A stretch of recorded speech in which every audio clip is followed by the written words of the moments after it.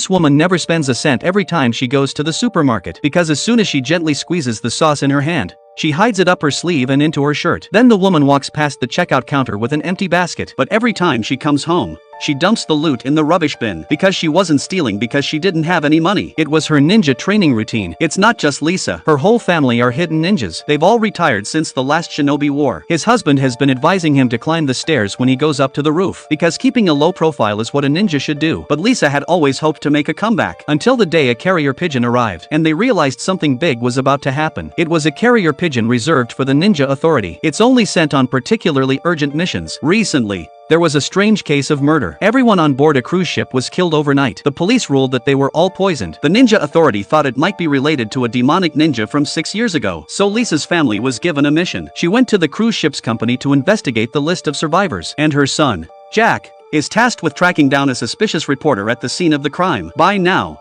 the company's already busy. Lisa disguised herself as a new cleaning lady and did odd jobs at the company without looking. She deliberately poured coffee on the manager while the manager was cleaning his clothes. Lisa quietly looked through the passenger list of the cruise ship in question. But strangely enough, there was no paper in it. But there was a man in the printing room who kept shredding the data. He looked very suspicious. Lisa tentatively asked him if he wanted coffee, but he didn't say a word and locked the door behind him. It seemed that the shredded papers might contain the passenger list. From that day on, Lisa paid extra attention to this man. When she saw him rushing to answer the phone, Lisa followed him. Though he ran into a soundproof room, Lisa was able to read his lips and overhear the call, and would read the name Carl from the man's lips. At the end of the night, Lisa was ready to go home, but the man suddenly stopped her and asked her to make him a cup of coffee. With a grumpy face, Lisa poured him a bowl full of sugar. But when she came back to deliver the coffee, she saw a killer strangling the man from behind. She lowered her posture and rolled a few times to enter the office. She grabbed the knife on her desk and threw it at the switch to cut the power. Before the killer could react, Lisa was already masked. Picking up the sweets,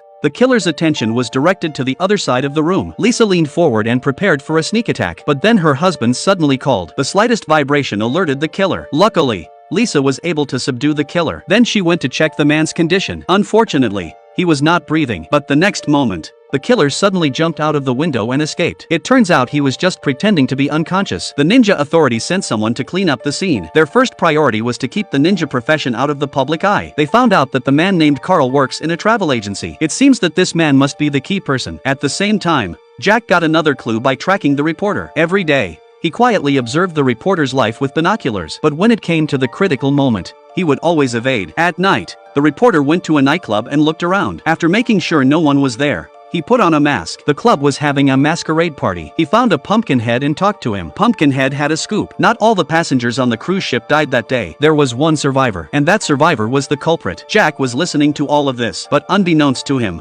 a clown-masked man on the sidelines had also heard everything. Just as Pumpkinhead was about to say the name of the survivor, Joker stepped forward and killed Pumpkinhead with a single stab. He turned to the reporter and tried to kill him. Jack was there to stop him. After a few tugs and pulls, Jack's superior strength subdued him on the table. However, the kind-hearted Jack couldn't kill him. He just stabbed him in the hand. The reporter tried to film him, but an ashtray knocked him away. For a moment, the four eyes were facing each other. The reporter felt a strange familiarity with these eyes. In the meantime, the clown broke free and escaped. By the time Jack chased him out, he had already been knocked down by a car on the street corner. Jack went to check the victim's arm. There is no wound. That means he's not the one who did it just now. He was able to perform a body double in a short period of time. He must be a ninja too. The real Joker had already bandaged his wounds and fled on his bike. The next day, a reporter approached Jack. She recognized the man who saved her life from the look in his eyes yesterday, as they both wanted to know the truth about the cruise ship case. So they went to Pumpkinhead's house to look for clues. When they arrived at the door, they found it unlocked. Sneaking in, they saw a strange symbol on all the furniture in Pumpkinhead's house. The reporter recorded it. When they went inside, they heard a noise coming from the room. The two quickly hid in the wardrobe. It turned out to be Pumpkinhead's wife. She was packing her bags in a hurry. She seemed to be trying to escape from this place, but as soon as the woman stepped out the door, she was knocked down by a mysterious man and dragged back into the room. The man in the hat seems to be looking for something until he finds a small yellow flower in the fridge and puts it in his bag. Then he took out a rope and hung the woman in the air as if she were hanging. This is the usual way for ninjas to hide corpses. And from the scars on his hands, Jack recognized this guy as the clown from last night.